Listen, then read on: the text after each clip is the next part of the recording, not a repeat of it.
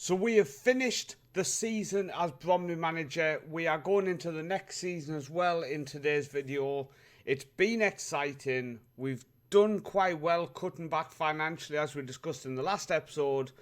I've had COVID, so it's been over a week since I recorded the video, but I'm back. Let's get into it. Let's go. So as I say, apologies for that. I decided to get myself COVID, which I don't think you can say that word on YouTube. I think YouTube has a panic attack, but yeah, been sick for over a week, so it's a good week and a half since I recorded some content.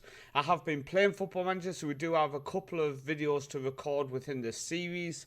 This series will be slowing down as it moves over into an only Twitch save, so I will be playing every single minute of this save on Twitch starting from next week, so make sure you do head over to the Twitch link in the description as we continue this. And coming as a kind of more detailed Let's Play series, I am building a nation in the Faroe Islands going forward on this channel, and that is something I am looking forward to. But since you were last with us, in the last episode we were desperately trying to cut back the finances with Bromley going in this season, and you can see we've managed to cut back 200k on players' wages straight away, which is nice. We have spent 100k more on tax, which is a bit frustrating.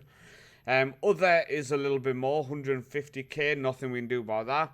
Match the expenses is a little bit more. So we have been spending money in different areas, but you can see this one here, staff wages, we have cut from 408,000 we spent last season to only 186,000 this season. That was the other major one I wanted to show you because I was absolutely delighted to cut that much off. And then also here you can see bonuses, we managed to cut 50, nearly 60k off there. In fact, actually it's over 60k. So in total, we've saved nearly $500,000 on players' wages, staff wages and bonuses. So I'm really, really pleased with that because that is something in the last episode I said I wanted to make sure we did. Now, cutting back so dramatically on all of these things, has it affected how we performed this season? Has it affected our league standing after getting to the playoffs last season, losing in the semi-finals? Let's go on the competition screen. Let's check this out, shall we? It did not affect a thing as we take Bromley and we take our manager, Bram Ellison, into the Football League for the first time. We managed to win the league. You can see here, 123, drew 16, lost 7. We go up on goal difference over Swindon. You can see we actually lost on the final day of the season, which, yeah, my nerves were jingling just a little bit there. But you can see Swindon also lost to Mansfield. So we managed to go up into the Football League on the back of a defeat. Can't complain at that. We can't complain at that. So we went up. We are promoted to the Football League with Bromley, and our top goal scorer with 37 goals is George Alexander. 37 goals. 36 in the league, 1 in the FA Trophy. He is now contracted for a couple more years. We were really, really struggling to get him contracted. He wanted to wait until the end of the season, but as we started to secure the playoffs, etc., that was when he said, do you know what? I'll stick around for next season. And we've secured him. So when we go up into the Football League, we will have him in the squad, which I'm really, really pleased with. We end up going up playing this 4-4-2 attacking. Really, really pleased with how we did tactically this season. Now, one thing I was really proud of is if we look here on the formation side of things, we started the season playing a 4-3-3 with a defensive mid. We switched it up to a 4-2-4. That's that 4-4-2 tactic you've seen there. Back to 4-3-3. We then went to a wing back with 3 at the back in central defence.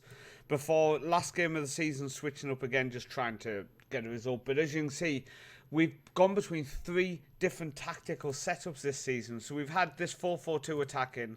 We've had a 4-4-5-1, 4-3-3, whatever you want to call it. And then we've had the wing-back tactic as well. So the fact we've been mixing it up, keeping the opposition guessing, has been really, really good. And we have now won promotion to the Football League. And I'm interested to see how we're going to do. If we go on to the expired side of things, these are the players whose contracts are running out. Quite a few of them are loan players. I would like to try to bring a few of them back. Callum Rowe, definitely. Matty Falls, I would like to bring back as well. Sean McDonald, I think we're going to let go. Krellin, our backup keeper, I'm going to try to secure. Harry Forster, I think we're going to let go. He was our top assist maker this season with 17 assists in the league. So maybe we'll try to convince him to stay. Now we have won promotion, but we couldn't afford to keep him if we hadn't have gone up. Now, balance-wise, we do have 72 grand in the bank. We've made 790,000 this season after a loss of 212 last season. So we have shown how you can totally flip a financial situation around quite quickly. Currently spending 20,625 on wages. I think going up into the Football League now, I want to try to keep it around that if we can, and just see exactly what we can do. After the season started, we did manage to pick up quite a few other signings. The likes, if I switch around so it's easy for you guys to see, the likes of Alfie Lloyd came in from Cheshunt, one of my old players. Will Fish, Fold, Callum Rowe and Bardwell all on loan. So mainly loan signs after the season started, just to help us get up and win promotion to the Football League. But I think what we're going to do is we're going to jump forward to the start of next season and just see what changes we've made to the squad going into this season coming up. Well, I think one of the first things I want to point out is we've actually cut our wage bill. We're only spending 18,350 now. So going up into the Football League, we've decided to cut our wage bill. Wasn't by choice, it's just how it's happened. But it could be interesting. Transfer-wise, nobody's gone out. We've not sold a single player. We have released a few players. Harry Forster, we couldn't get on a new contract. Sean McDonald, our first choice keeper as well, and then a couple of backup people have gone. So 4 players have gone. We brought 4 players in. So Matty Fold, who we had on loan last season, has rejoined us again this year. Max Taylor, who we've managed to pick up as a new centre-back this season. I think it's a great addition and will help us as we look to use the 3 at the back this season. Luke Matheson, which again, looking at the 3 at the back formation, will be a great wing-back. In all Football Managers, he was a fantastic player at Rochdale. He ended up going to Wolves in real life, and that's kind of stagnated his career, especially for us Football Manager players. Then finally, coming in on loan from Wigan, Walker Lacey just adds a bit of depth in central midfield for the squad, only 19 years old. And as I say, that all points towards us looking at using this 3 at the back, 5-5-3-2 formation going in this season. With Krellin, who was our backup goalkeeper last year, moving up to be our first choice, because we've just struggled to sign a new keeper. We've been on the hunt, and we've just not been able to pick one up. So Billy Krellin will be starting as our first choice keeper, with Moon, Taylor and Fish in central defence. All came through academies, through the Leicester Academy here for Jasper Moon, the Manchester United Academy for Max Taylor, and Will Smith also came through the Manchester United Academy. So we've got 3 very talented central defenders there, with Masterson at right wing back, who I think is an unbelievable player for this level. So I do think we've actually put together a very, very talented squad here for Bromley going into the first season in the Football League. Competition-wise, we are expected to avoid relegation and be competitive in the other competitions. Be competitive in the FA Cup, be competitive in the Carabao Cup, and be competitive in the Papa John's.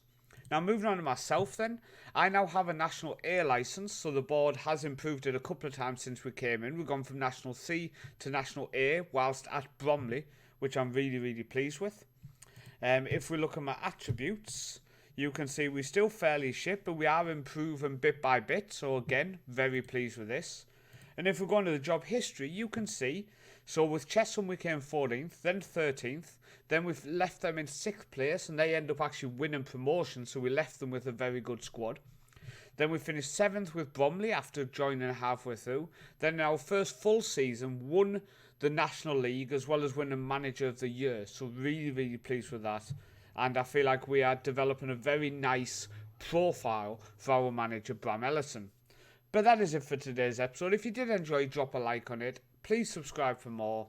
And I've been Paul, also known as Northman, and I'll see you next time.